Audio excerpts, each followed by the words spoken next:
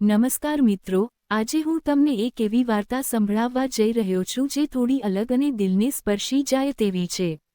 મારું નામ અર્જુન છે। હું 20 વર્ષનો છું અને મુંબઈમાં એક ડિજિટલ માર્કેટિંગ કંપનીમાં કામ કરું છું। મારું જીવન ઘણું સામાન્ય હતું, બસ ઓફિસ અને ઘરની વચ્ચે જ ફરતું રહેતું હતું। પરંતુ આ વાર્તા મારા જીવનમાં અચાનક આવેલી એક નવી અનુભૂતિની છે જે મને હંમેશા યાદ રહેશે। મારી ફોઈ, જેમનું નામ સીમા છે, 35 વર્ષના વિધવા છે। તેઓ મુંબઈના એક નાના એપાર્ટમેન્ટમાં રહે છે। તેમણે પોતાના પતિના અવસાન પછી એકલા હાથે તેમની પુત્રી અને ઘરની જવાબદારીઓ સંભાળી છે। સીમાનું વ્યક્તિત્વ ખૂબ જ આકર્ષક અને સહજ છે। લાંબા કાળા વાળ, ગોરી ત્વચા અને હંમેશા સ્મિત કરતી આંખો જે કોઈને પણ પોતાની તરફ ખેંચી લે। હું અવારનવાર તેમના ઘરે આવતો હતો, ખાસ કરીને જ્યારે તેમની પુત્રી સ્કૂલમાં હોય, જેથી એકલતામાં તેમને સંગાથ મળી શકે। એક સાંજે, ઓફિસથી પાછા ફરતી વખતે મેં જોયું કે ફોઈનું ઘર ખૂબ જ શાંત અને અજીબ રીતે ખાલી લાગી રહ્યું હતું।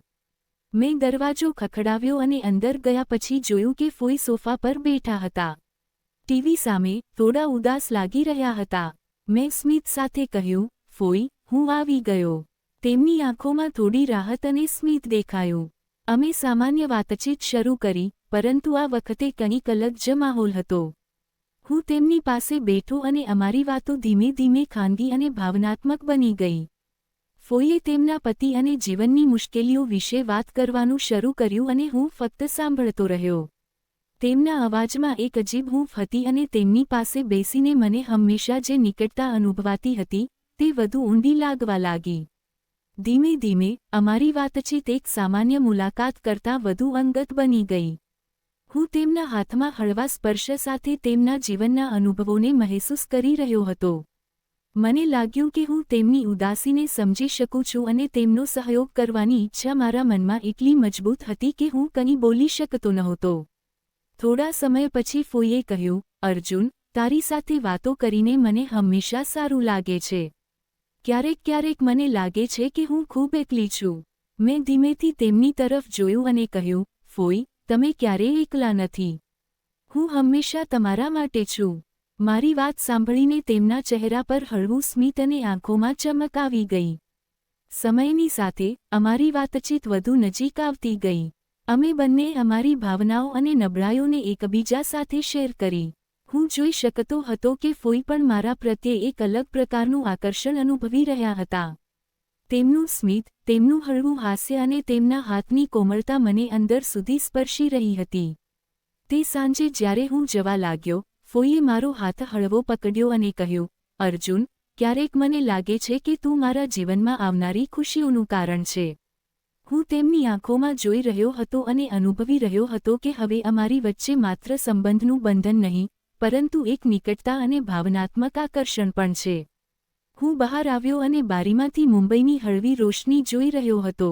હું વિચારી રહ્યો હતો કે કેવી રીતે અચાનક ફોઈ સાથેની આ નિકટતા અને હૂંફ મારા જીવનમાં આવી ગઈ। મને ખબર હતી કે આ તો માત્ર શરૂઆત છે અને અમારી વચ્ચેની ભાવનાત્મક યાત્રા હજી વધુ ઊંડી થશે। ખરેખર, તે સાંજ મારા જીવનની સૌથી યાદગાર સાંજ બની ગઈ। ફોઈનું સ્મિત, તેમની આંખોની ચમક અને તેમનો હળવો સ્પર્શ મારા દિલમાં એક નવી અનુભૂતિ પેદા કરી ગયો। હું ધીમે ધીમે મારા ઘર તરફ આગળ વધ્યો, પરંતુ મારું મન ત્યાં ફોઈના ઘરમાં જ રહી ગયું। તે દિવસથી, અમારી મુલાકાતો વધુ નિયમિત થઈ ગઈ। દરેક મુલાકાતમાં અમારી વચ્ચેનું અંતર ઓછું થતું ગયું અને એક અજીબ નિકટતા વધતી ગઈ।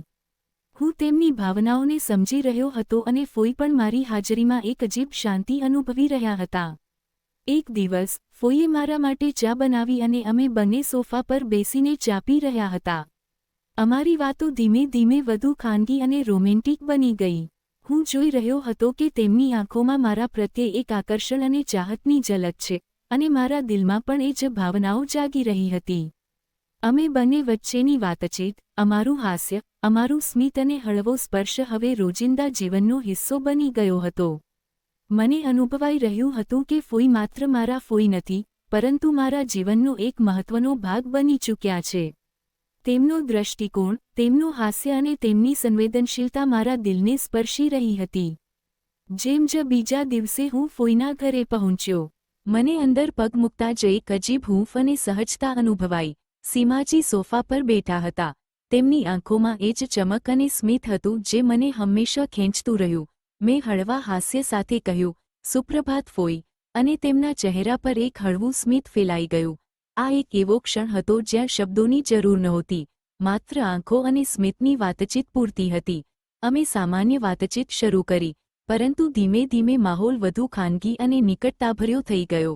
હું તેમની તરફ ઝૂકીને તેમના વાળની હળવી ખુશ્બુ મહેસૂસ કરી રહ્યો હતો અને તે પોતાના સ્મિત સાથે મારી તરફ જોઈ રહ્યા હતા. મને લાગ્યું કે અમારી વાતચીત હવે ફક્ત શબ્દો સુધી સીમિત નથી, પરંતુ એક ભાવનાત્મક જોડાણ બની ચૂકી છે. થોડા સમય પછી અમે બંને અમારી ભાવનાઓ અને જીવનના પડકારો વિશે ખુલ્લીને વાત કરી.